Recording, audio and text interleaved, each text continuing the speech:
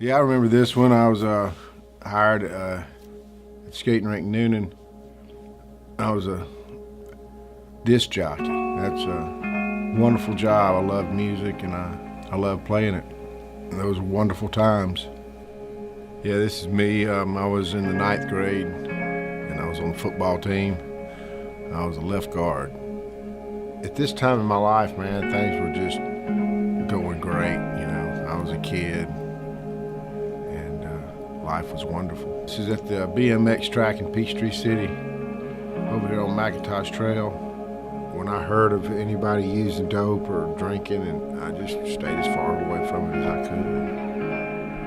But eventually, you know, my feelings and emotions led me into drinking and using drugs. When my addiction started, when I was 17 years old, I was a senior in high school. And I was coming up for graduation, and I was just scared, you know, what was happening next. And when I found drugs, man, it relieved all that fear, all that anxiety. What was your drug of choice? Do I have to choose just one? My favorite drugs were opiates, benzos, marijuana, and alcohol. My lowest point, because of my addiction, the choices that I made throughout my life, was living homeless on the streets of a big city. What was the question again? Let's do it again. How did your addiction affect your friends and family? Oh, Your relationships? you know, if you like me, I hurt you. If you love me, I really hurt you. I didn't start off from smoking a joint to the next day being homeless. It was a progression. It took 17 years for me to be homeless.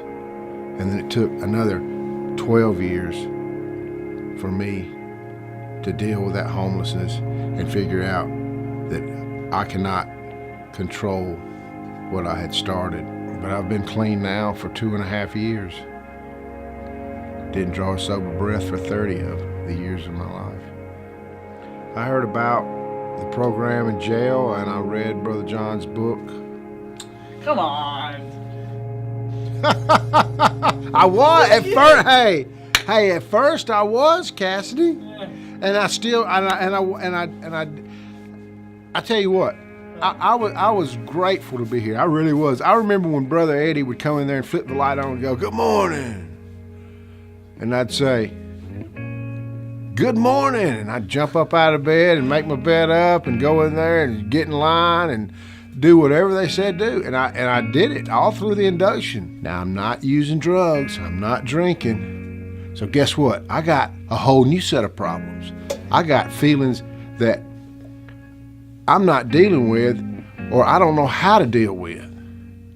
I'm not dealing with them by using drugs, and I have no coping skills. I don't know how to deal with them. So the wheels really starting to come off. So what I'm doing now is I've graduated from this program, and it's been great. It really has. Now that I look back on it, it's been great.